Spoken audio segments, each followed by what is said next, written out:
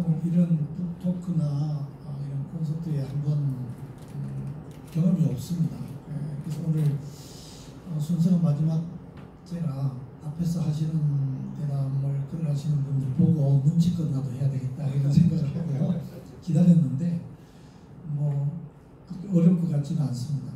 그래도 다른 분들과 달리 이제 신학자시고 또 어떤 문학이나 이런 거에 대한 이야기가 아니고 또 본인이 직접 쓰신 책이 아니고 번역한 책을 오늘 이 대담회에 책자로 이렇게 선택을 했고, 원래는 여러분한테 소개되기는 두 권이지만 제가 여쭤보니까 굿피플을 소개하는데 이 책에 대해서만 이야기를 서로 나누는 걸로 이렇게 참 말씀해 주셔서 저도 이걸 읽고 몇 가지 대화를 진행을 해 보려고 합니다.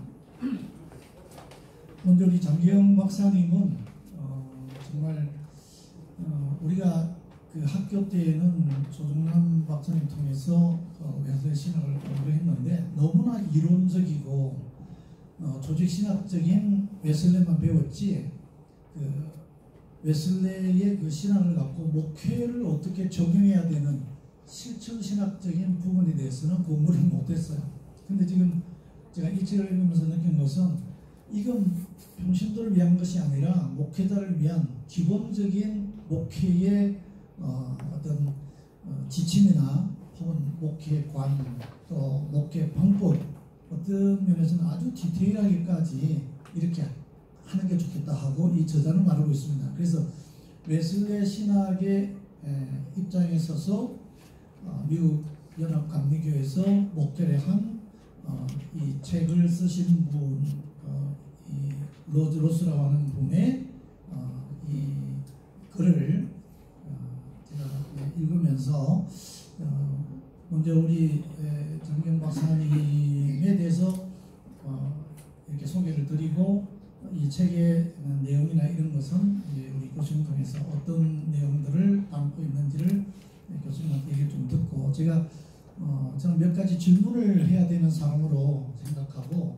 미리 제가 오기 전에 교수님한테도 보냈습니다만은 그 몇 가지 책 소개하고 난 다음에 제가 준비한 질문을 드리고 그에 대해서 답을 듣는 그런 식으로 진행해 보려고 합니다. 자, 그러면은 우리 정 박사님에 대한 소개는 뭐 길게 안 해도 되겠죠. 웨슬레를 본격적으로 연구하신 그래서 저희 신학과 또 에즈베리에서 공부하시고 또 영국으로 가셔서 나사렛 대학에서 공부하시면서 루터와 웨슬레를 동시에 이렇게 연구를 하면서 비교하면서 율법과 그 복음에 대한 해석 뭐 이런 것들로 글을 쓰신 것 같은데 이건 굉장히 너무 훌륭한 것은 지난번에 그 책을 보내주셔서 그 책을 보면서 저는 루터와 웨슬레를 비교한다는 것은 우리가 신학 공부할 때는 잊지 않았던 이야기입니다. 왜냐하면 루터에 대해서 아는 분이 별로 없었던 거예요. 그래서 저는 이제 평택대학에서 박사과정 공부하면서 칼빈과 루터를 아주 깊게 거기서 공부를 하면서 웨슬레하고 많은 비교를 스스로 좀 해보게 됐기 때문에 상당히 교수님이 연구한 분야는 우리 신학계에서는 엄청난 그런 책이 아닌가 그런 생각을 하고 그래서 그 미국의 학교에서도 보니까 그 책을 더 연장해서 연구하는 어떤 팀의 일원에 대해서 계속 그거를 쓰시는 걸로 알고 있습니다. 그래서 이런 등등의 아주 훌륭한 신학자를 오늘 우리가 모시고 또 직접 웨슬레의 책도 아니고 웨슬레의 그 목회 철학을 갖고 목회한 이 저자 로즈 루스라고 하는 분이 목회하면서 그가 체득한 것을 나는 웨슬레의 그 목회 철학 가지고 나는 이렇게 7가지입니다. 7가지의 그 정신을 갖고 이렇게 목회를 하고 실제적으로 적용한 것까지 아주 디테일한 것까지 다 소개하면서 해보니까 이게 되더라는 거죠. 그래서 교회가 크게 부흥하는 사실을 가지고 이 책을 이렇게 낸 겁니다. 그래서 오늘 이 책은 그야말로 저는 우리 신학생들이나 신대원생들한테는 무조건 이렇게 해야 되고, 특히 웨슬레를 전공하는 사람들한테는 웨슬레적인 목회하려면 정말 교과서 같은 책이다. 저는 지나고 나서 이제 내 목회는 정말 이렇게 했는가 분석을 해볼 만큼 많은 도전을 받는 책이었습니다. 자, 이 정도 소개하고 이제 교수님께 이 책에 대한 이야기를 좀 듣도록 하겠습니다. 저는 웨슬리 신학을 공부하면서 너무나 좋은 책을 많이 봤는데 국내에 들어오니까 전혀 그런 책이 번역되어 있지 않고 그 학생들이나 목회자들이 접할 수가 없어서 그게 안타까워가지고 이제 2019년부터는 계속 번역 출판에 그 시간을 올인하고 있습니다. 그 중에 그동안 이제 저술하거나 출판한 책이 9권인데 그 중에 이제 더조이 유니언에서 이렇게 여러 권을 지원해 주셔서 감사드립니다.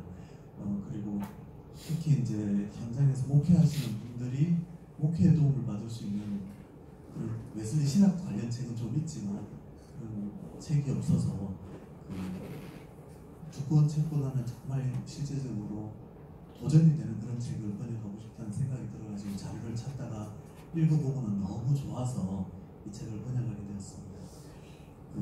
이 책의 저자는 사실은 미국이 기독교 이후 시대에 접어들어서 이제는 기독교가 심각하게 쇠퇴하고 있고 교회는 현상 유지하기도 힘들고 많은 교회가 문을 닫고 있는 그런 상황이라는 것을 솔직하게 잘 말하고 있고, 그러면서 자신의 모교에도 아주 전통이 있는 교회였지만 30여 년 동안 계속 수가 줄고 최근 7년 동안에는 140명에서 60명으로 줄었고 주일학교 청년회가 완전히 없어졌고, 그 다음에 저자가 청빙을 받아서 간 그 교회도 200년이 넘고 과거에 링컨이 참여도 했던 그런 교회였는데 거기도 계속 교인 수가 줄고 노령화되고 15년간 회심한 사람이 아무도 없던 그런 교회였고, 한 사람이 회심했을 때 교회가 적응을 못하고 교회 분위기가 이상해졌다, 정상으로 되돌려야 된다 이러면서 하여튼 그 이전의 성경적인 분위기와는 전혀 다른 그런 분위기를 말하고 있었습니다.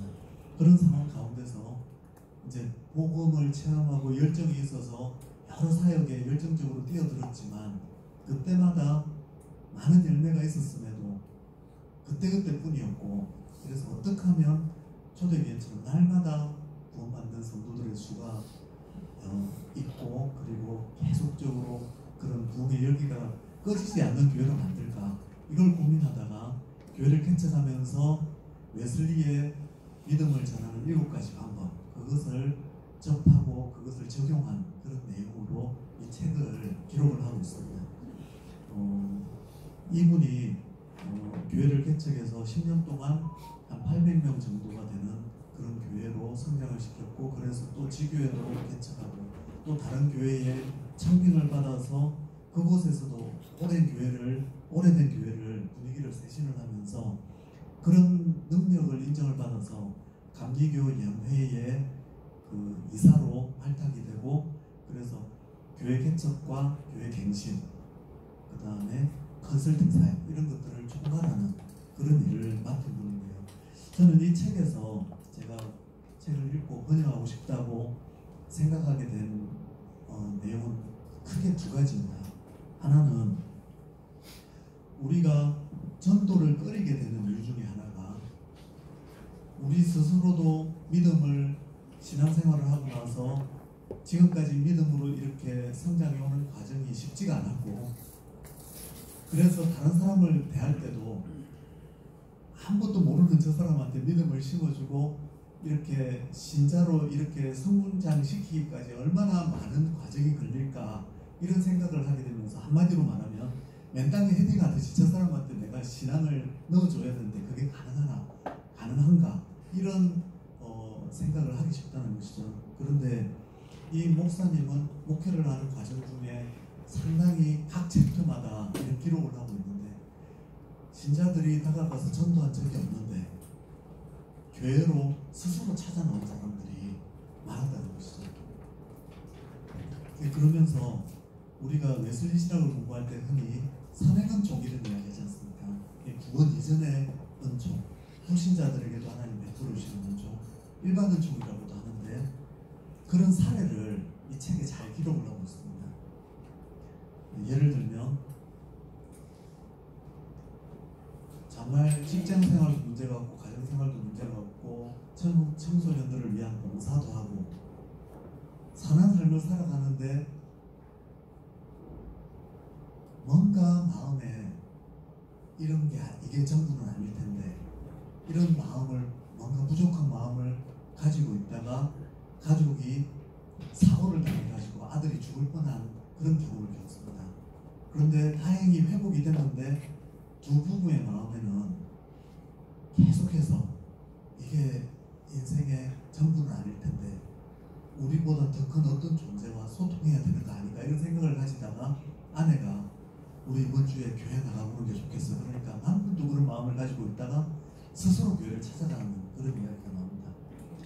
또 어릴 때 부모님이 이제 신앙생활을 하셨기 때문에 억지로 교회를 따라 나갔다가 이제 부모님의 간섭이 없어지고 나서는 하나님을 멀리 떠났는데 그 생활이 자유로울 줄 알았지만 뭔가 부족하다고 느껴지면서 그게 결국에는 하나님 외에는 채워주실 수 없는 어떤 부분이 있는가 보다 느끼면서 다시 제발로 교회 찾아나오는 그런 사람의 이야기도 있습니다. 또 교회에서 프로그램을 마련을 했는데 8인의 만찬이라고 해서 8명이 교회 안에 친하지 않은 사람들이 있지 않습니까? 8명이 조를 짜줘서 4번 식사하는 게 미션인데 이 목사님과 사모님은 아내는 교회 나오지만 남편은 교회에 대해서 적대감을 가진 그런 남편, 그들과 이제 조가 짜여줬다고 합니다. 그래서 기도하면서 준비를 했는데 아내들이 그 첫 모임에 남편들을 다 데리고 나왔더라. 아내의 힘이 얼마나 큰지를 깨달았다면서. 그런데 긴장하면서 그 모임을 시작했는데 너무나 유쾌하게 살아온 이야기, 이런저런 이야기들을 하고, 그리고 나서 4번으로 끝난 게 아니라 2년 동안이나 그 식사가 유지가 되고, 그러고 나서 그들이 교회에 이제 믿음을 갖게 되고 나서는 자신들이 얼마나 믿음에 대해서 적대적이었던지를 알았기 때문에 다른 사람을 전도하는데도 적극적으로 바뀌는 그런 내용도 기록이 되어 있습니다. 뿐만 아니라 그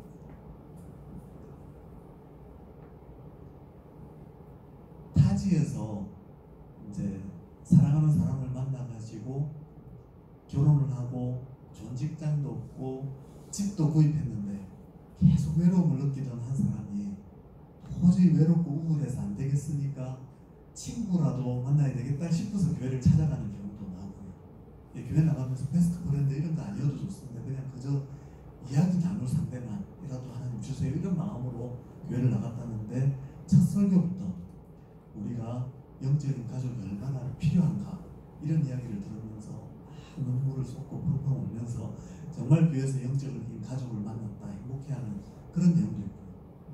그리고 어떤 한 사람이 직장에 다니면서 정말 많은 돈을 벌었는데 직장에 다니는 두 사람이 크리스찬이었다고 합니다.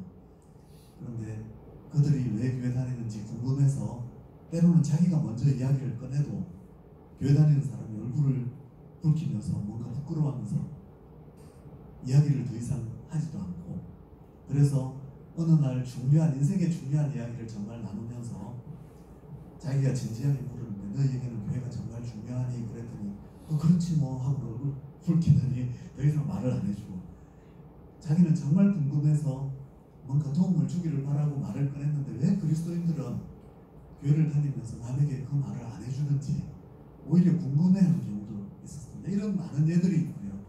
그리고 여러 연구 자료들을 통해서 우리가 생각할 때는 많은 사람이 신앙에 대해서 적대적이라고 생각하지만 그 적대성을 가진 정도를 이렇게 나누어 보면 정말 적대적인 사람은 5%도 안 되고, 그리고 강압하는 그런 내용이 아니고 스스로 마음을 열고 이야기할 수 있다는 신앙의 마음을 열어놓을 수 있는 그런 가능성을 가진 사람이 훨씬 많다.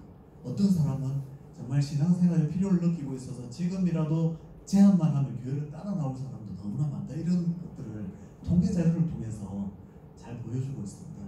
저는 이제 웨슬리 신학을 공부하면서 일반은총, 선행은총 이런 내용을 공부할 때 보면 그 마태복음 5장 45절에 하나님은 해를 악인과 선인에게 비추시고 비를 의로운 자와 불의한 자에게 내려주신다.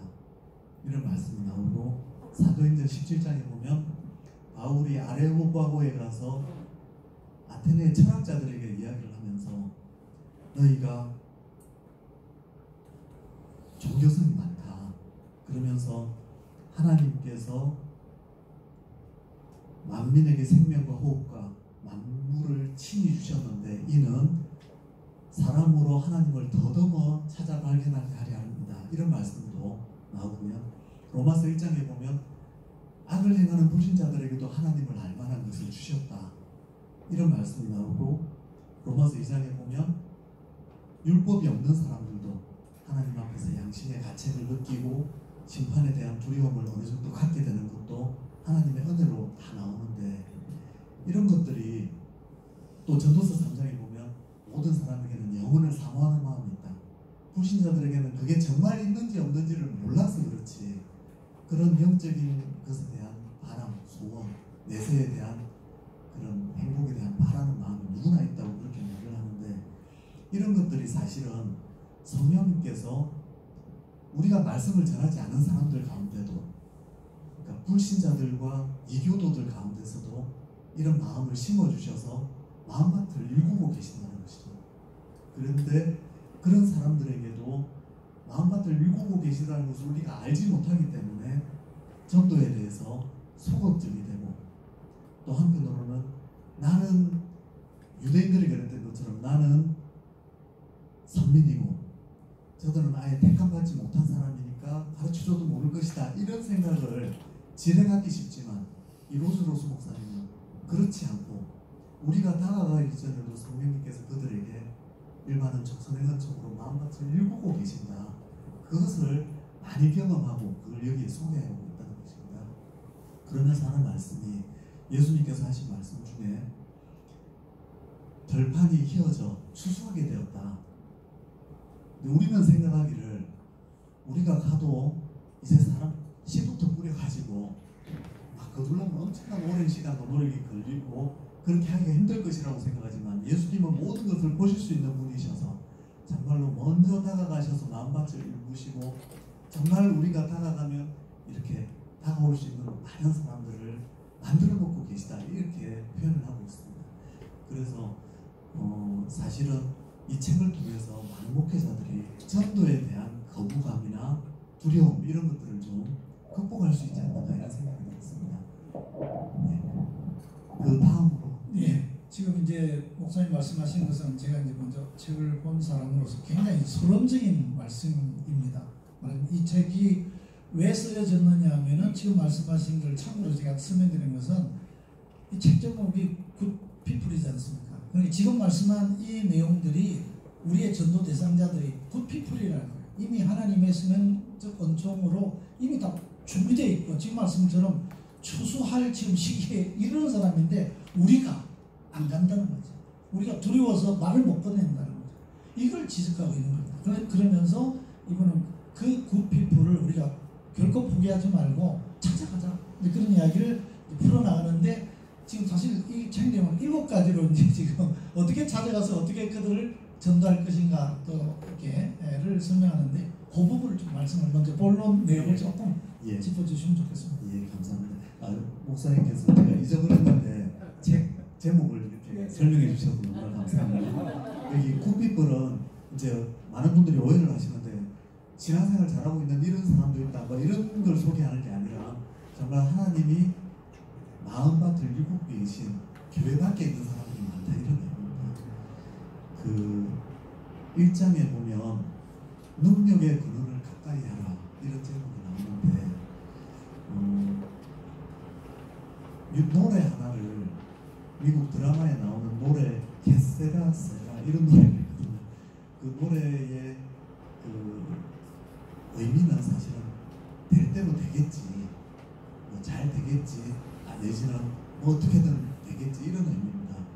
이 교회에서 사역하시는 많은 분들이 사실은 이런 노력되고 저런 노력되고 다 해보다 보니까 나중에는 다 그게 쉽지 않다는 걸 알고 나면 마음에 어떻게든 되겠지, 그런 생각을 갖기 쉬운데, 한마디로 말하면 패배주의라고도 할 수 있을 것 같습니다. 그게 실패가 마치 습관처럼 되어버리고 나면, 이 목사님도 그런 걸 경험하지 않았던 것이 아니고 뭘 해봐도 안 되는 그런 상황에서 교회에 어떤 걸 새롭게 시도해도 저항이 오고, 이런 상황 속에서 이제는 내가 어떤 걸 해도 안 된다, 정말 하나님의 능력 없이는 도저히 안 되겠다는 걸 깨닫고 나서, 미국 목사님들 새벽기도 안 하지 않습니까?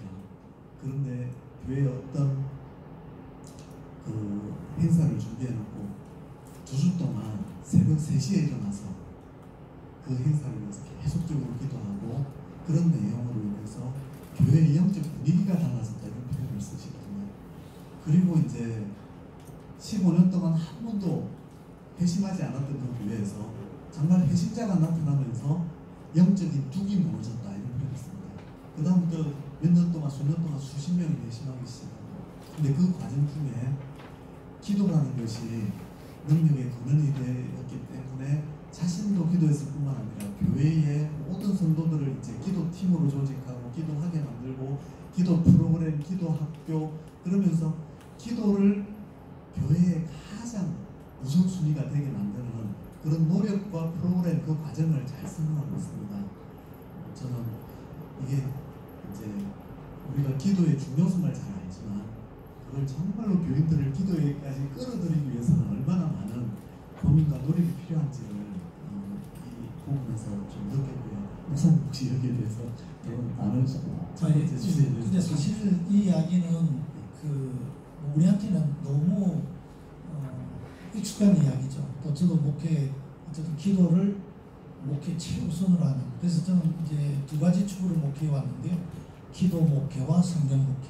그 2가지가 그 목회의 가장 큰 축이고, 이건 알파 코스를 할 때에 그 알파 코스의 그 철학이 세 가족들을 함대하고 그들에게 기본적인 기독교의 아주 기초적인 그런 신앙을 가르쳐 주면서 하는데, 그 모든 게 기도로 시작합니다. 그래서 기도팀이 배우에 있고, 항상 모든 걸 진행할 때도 기도로 해서 하는데, 어쨌든 이분도 첫 번째는 바로 기도하는데 전 교인을 다 기도팀으로 묶는 그런 것으로 하는 겁니다. 그래서 이건 우리에게는 굉장히 익숙한 이야기다, 그렇게 생각했습니다. 그리고 이제 뭐 요점만 좀 그 7가지가 뭔지 좀 시간이 급하니까. 이장으로 넘어가면 사람들을 찾아가라, 이런 내용이 있습니다. 그 웨슬리 시대의 영국 국교의 규정은 교회당 안에서만 설교하도록 되어 있었거든요. 그런데 교회가 돌보지 못하는 너무나 많은 사람들에게 어떻게 나아야 할 것인가. 일기에 보면 나는 좀 더 상식을 벗어나기로 결심하고 사람들에게 찾아가기로, 그렇게 일기에 적어놓습니다. 그러면서 처음 한 일이, 이제 탄광에 들어가면 12시간 동안 일해야 되는 사람들 앞에 새벽 5시에 성직복을 입고 서서 사람들에게 수천 명 앞에서 설교하기 시작한 것인데, 이런 표현이 나옵니다. 검은 얼굴 사이에 눈물자국이 사람 속에 이렇게 비쳤다. 그러면서 우리도 상식을 벗어나자, 이런 내용이 나오는데, 심지어 좀 심하게 들릴 수도 있지만, 어떤 성장하는 교회에서는 사람들이 많이 찾아가는 포르노 사이트에 교회를 광고하고, 또 어떤 또는 사람들이 많이 모이는 술집에서 교회 모임을 갖고, 이런 내용들이 많이 나옵니다. 그런데 이걸 안 좋게 볼 수도 있지만, 그것을 정말 진지하게 실천하시는 분들, 웨슬리의 정신은 이분이 하는 이야기가 찾아가지 않았으면 그들은 평생 복음을 듣지 못할 사람들이었다, 이렇게 말하고 있습니다. 예, 그게 이제 2번째 이야기고, 또 3번째는 뭐죠? 그게 제목 타이틀만이라도 7가지를 한번 좀 소개해 주시면 좋겠습니다. 예. 3번째는 대화에 쉽게 전달합니다. 목사님이 부모님이 목사님이시고 그 다음에 자신도 교회 안에서만 자라왔지 않습니까? 그리고 옥스퍼드 대학 교수로 오랫동안 지냈습니다. 설교를 하는데 아무도 못 알아듣는 표정을 짓고 있어서 충격을 받아가지고 몇 년 동안을 어떻게 했느냐면 설교문을 메시라고 하는 가정부에게 읽어주면서 모르는 내용이 있으면 알아듣기 힘든 내용이 있으면 손을 들어달라. 근데 처음에 손을 드는 게 너무 많아가지고 놀래고는 몇 년 동안을 그 훈련을 하면서 쉽게 전하기 위해서 노력했다는 그런 내용이 나옵니다. 우리도 그렇게 하는 것이 사실 교회에 익숙하지 않은 사람들에게 믿음을 전하는데 너무나 필요한 것 아닌가, 이런 적용을 할 수 있을 것 같습니다. 예, 그 다음은 네 번째 마음을 읽으랍니다. 교회 다니지 않는 많은 사람, 또 청소년, 어린이 모두 다 해당됩니다.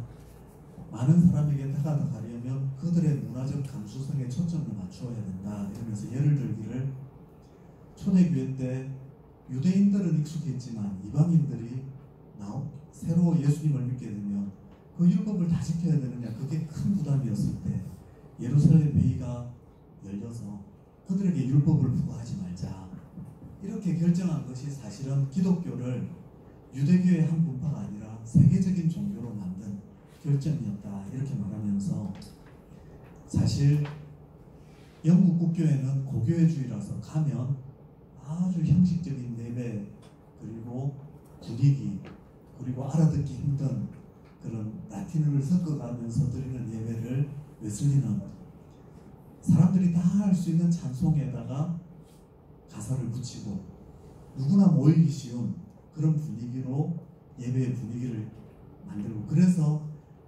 아주 높은 귀족들이나 그들에게 초점을 맞춘 것이 아니라 서민들이 정말로 마음을 담아서 찬송 부르고 감동을 받을 수 있는 그런 예배로 만들었다라고 하면서, 또 그렇게 노력한 그런 교회로 만들기 위해서 얼마나 예배나 이런 것들이 그들이 편하게 느낄 수 있도록 그 초점을 맞췄는지에 대해서 많이 소개를 하고 있습니다. 예, 나머지는 제가 그냥 다 정리하겠습니다. 그래서 다섯 번째 이제 이야기는 삶을 함께하라. 여섯 번째는 모두가 참여하게라. 일곱 번째는 세계로 나아가라. 말만 들어도 좀 다 진짜 가죠. 그 많은 이제 지금 말씀처럼 그런 예화들을 들면서 경험한 것을 정리를 그렇게 해줬습니다. 그래서 이 일곱 가지 목회의 방법, 기도하라, 찾아가라, 쉽게 전하라, 마음을 읽으라, 삶을 함께하라, 모두가 참여하게라, 세계로 나아가라. 자, 근데 여기서 제가 첫 번째 질문 드리려고 하는 것은, 웨슬레가 원래 이 일곱 가지를 만들어서 그런 것을 목회나 또 방법론을 직접 그렇게 말을 한 것인지, 아니면 지금 저자가 자신이 웨슬레안으로서 이렇게 웨슬레의 모든 사상을 정리한 것인지 좀 알고 싶습니다. 예, 저는 사실 웨슬리 자신이 아주 중요하게 여겼던 것을 이분이 일곱 가지로 정리했다고 생각이 듭니다. 예를 들면 목회자들만 설교하고 그랬던 시기에 웨슬리는 평신도들을 설교자로 세우거든요. 그리고 훈련을 시키고 또 여성들을 적극적으로 사역하게 하면서 목회자만 사역을 하는 게 아니라 모두가 함께 뛰는 그런 교회로 만들었고, 그 다음에 소그룹을 통해서 정말로 대예배가 교회가 아니라 정말 성도들의 교제가 이루어지는 소그룹이 참된 교회로 그렇게 인식되게 만들었고, 그리고 정말로 선교 자체에 초점을 둔 이런 것들이 지금까지 말씀드린 게 웨슬리가 정말로 노력을 기울였던 것들이고, 그리고 이분이 그걸 정말 잘 파악해서 교회 잘 오늘의 시대에 맞게 잘 적용하셨던 것 같습니다. 예. 그래서 사실 우리가 웨슬리 신학 자체를 공부하면서 굉장히 저는 매력적이고 너무 좋게 생각했고, 또 우리 성경교회가 이렇게 그 웨슬리의 그런 이 성화론, 성결론에 서 있다는 것은 너무 긍정적으로 자부심을 갖고 공부를 했는데, 문제는 이것을 어떻게 적용했는지를 못 배웠어요. 근데 지금 이제 이분이 웨슬리에 대해서 깊이 연구하고 목회적인 이런 철학을 지침을 세워서 일곱 가지로 목회를 했더니 되더라는 이야기죠. 이렇게 되니까 웨슬리의 말이 맞다. 이런 식으로 이제 주장을 하는 겁니다. 자, 그래서 이런 그 이야기 중에 네 번째 장에 아까 말씀 좀 설명했습니다. 마음을 읽으라고 하는 이 내용이 나옵니다만 여기에 특히 신앙의 상황하에 대한 이야기가 나옵니다. 말하자면은 아까 술집에 가서도 교회를 세우고 뭐 포르노 사이트에도 교회를 세우고 이런 그 신앙의 상황하를 이야기하다 보면은 자칫 복음이 변질될 수도 있지 않나는 우리는 그런 생각이 드는데 여기 대해서 교수님 입장이나 그 어떤 생각을 어떻게 하셨는지 또 특히 이제 그 문화를 우리가 잘 이해하고 저도 지금 은퇴 후에는 문화 선교 사역을 하느라고 세인트하우스 평택 또 뭐 유에는 세인트하우스 유인 여기서 이런 저는 그래서 지금 은퇴하고 난 후에는 시민들만 대상으로 사역을 하고 있습니다.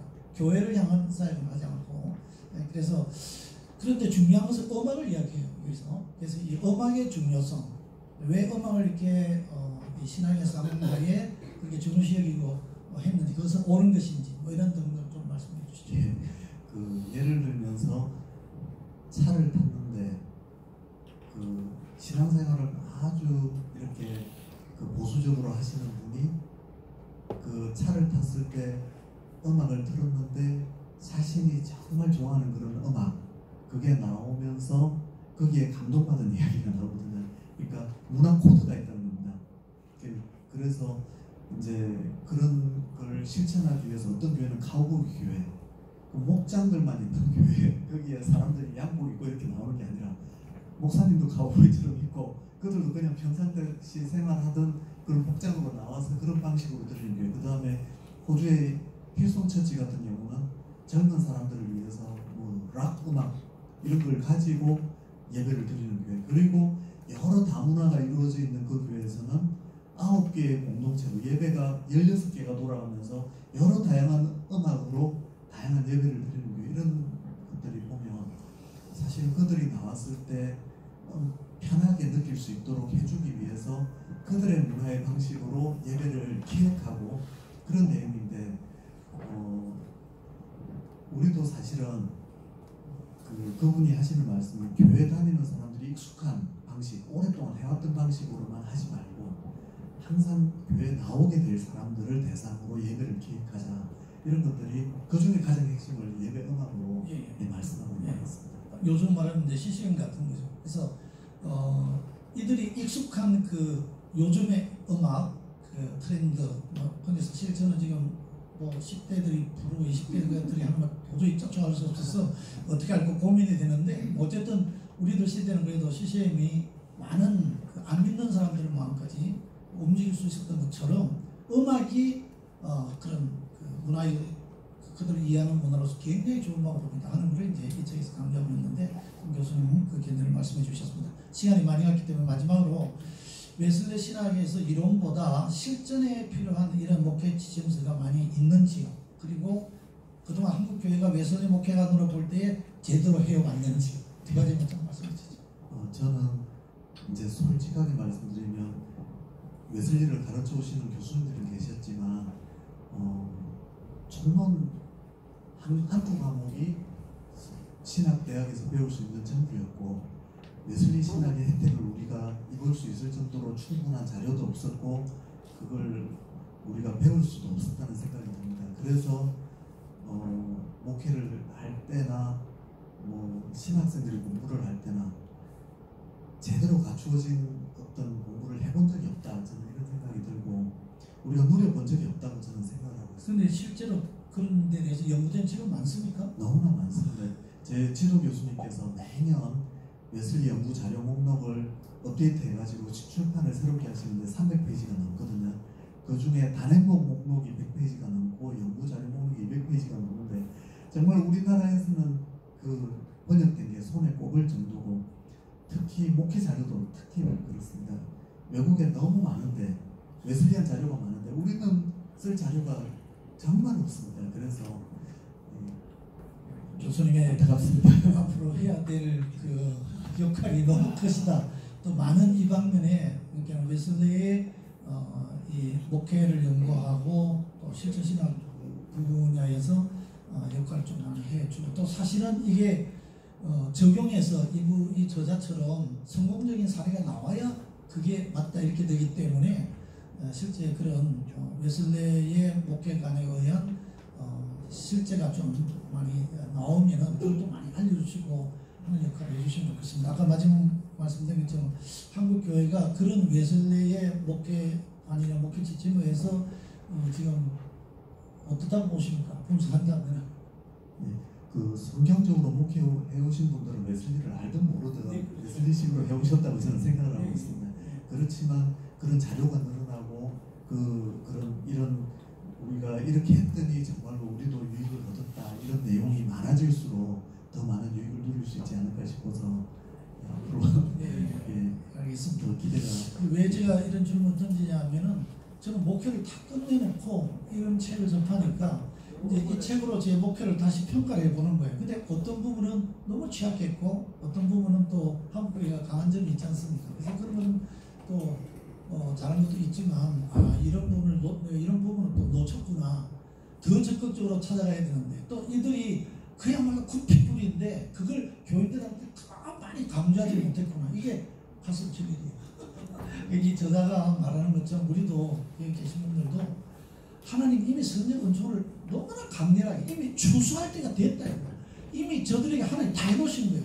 우리가 찾아가기만 하면 되는데 다들 겁이 나서 아예 가서 아까 말한 두 사람처럼 말도 못 꺼내는, 말하면 자기가 오히려 얼굴이 뻘거지는, 이게 지금 한국교회 실정이 아닌가 이런 생각이 들어서 아무리 지금 한국교회가 욕먹고 있고 아무리 지금 우리가 교회가 비난받고 있다 하더라도 하나님의 시각으로 볼 때는 추수할 때 다 준비시켜놨으니까 너희들 무조건 가라는 거예요. 이걸 더 강조해야 되는데 하는 아쉬움이 남아서 이 책 보면서 많이 그런 부분에 대해서 좀 많이 괴로워했습니다. 자, 여러분 혹시 교수님한테라도 질문할 또 이 책에 대해서 혹시 읽어보시면 질문할 게 있으면 말씀해 주시죠. 한사님한테 제가 책을 아직 처음 공부하다 때문에 읽었는데 그 단원의 일까지를 보니까 초창기에 한국 선교교회가 서울에 도착해서 같이 나가서 외칠 때에 6번까지는 어느 정도 우리가 여기에 그분들이 예술의 시간을 읽어서 배우셨는지 모르겠는데 일본에서 6번까지는 어느 정도 적용이 되지 않았나 생각이 친구 세계 나가요. 우리가 선교가 뒤늦게 시작됐잖아요. 전도도 마찬가지. 이런 부분에 대해서 크게 뒤늦게 시작됐다고 생각하는데 여기 선생님 보실 때 일본에서 6번까지 제 생각과 비슷하게 동의해 주시는지 설명을 부탁드립니다. 제가 이 책에서 한 가지 뭐 많지만 그 성도들이 교회에서 가르침을 받음으로써도 유익하지만 봉사에 참여함으로써도 유익한데 이분은 은사를 발견하게 하고 활용하게 하는 관점을 이 은사를 통해서 누가 유익을 받을 것인가에 초점을 두지 않고 그 사람에게 하나님 주신 어떤 은사가 있기 때문에 어떤 사역을 해야 그 사람한테 유익할지에 초점을 맞추더라고요. 그래서 그 사람이 할 만한 사역이 없으면 그걸 만들어주기도 하고 그럴 정도로 그 사람에게 초점을 맞추는 이런 것이 정말 어떤 교회 부흥이나 어떤 교회에 정해진 어떤 사역 그것보다 각 사람에게 중요하지 않을까 그런 생각이 들고 소그룹의 깊이도 보면 교회를 부흥하기 위한 어떤 소그룹이 아니라 정말 마음을 나눌 수 있는 소그룹 자체에 너무나 많은 관심을 기울여서 그 소그룹 자체가 행복한 교회가 되도록 해주는 그런 깊이까지 이런 걸 말하고 있는데 그런 부분은 사실은 좀 너무 구역 예배를 대예배의 축소판으로 만들어서 그냥 형식적으로 이루어지는 예배로 만족하고 있지 않은가 하는 생각이 듭니다. 그런 점에서 정말 소그룹을 통한 깊이 있는 아까 전사님 말씀하신 그런 관계 그런 것도 이루어지는 소그룹을 만들어야 교회가 큰 유익을 누릴 수 있지 않을까 하는 생각이 듭니다. 또 그 두 가지 점은 제가 한국교회에서 특별히 좀 부족하다고 느꼈습니다. 마지막에 마무리를 제가 이런 걸로 좀 해보겠습니다. 92세 할머니가 살면서 가장 후회했던 점, 마지막에 웃는 놈이 좋은 인생인 줄 알았는데 자주 웃는 놈이 좋은 인생이었습니다. 애지중지 키운 자식도 지 가정 차리면 그만이요. 열심히 모은 돈 죽을 때까지 가지고 갈 거요. 왔을 때처럼 빈손으로 가는 거요. 그놈의 인생이 뭐라고 뭐 그리 아득바득 살았는지 옌뱅. 이 할미가 진짜